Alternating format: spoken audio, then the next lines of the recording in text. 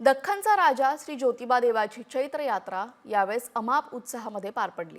चांगभलाचा गजर, विविध रंगी 700 ते 800 सासनकाठ्या, गुलाल आणि खोबऱ्याची उधळण आणि भक्तिरसात तल्लीन झालेले अबालवृद्ध असं भक्तिमय वातावरण ज्योतिबाच्या डोंगरावर पाहायला मिळालं। हलगी, सनई, पिपाणीच्या मंगलमय सुरवटींनी सारा डोंगर व्यापून टाकला होता। यात्रेसाठी महाराष्ट्र, कर्नाटक, गुजरात, आंध्र प्रदेशातील सुमारे 10 लाख भाविकांनी डोंगरावर हजेरी लावली। सुटीमुळे गर्दीने उच्चांक गाठलाय। दरम्यान रणरणत्या उन्हामध्ये घामाने चिंब विझलेले भाविक हात जोडून ज्योतिबा चरणी लीन होताना दिसतायत।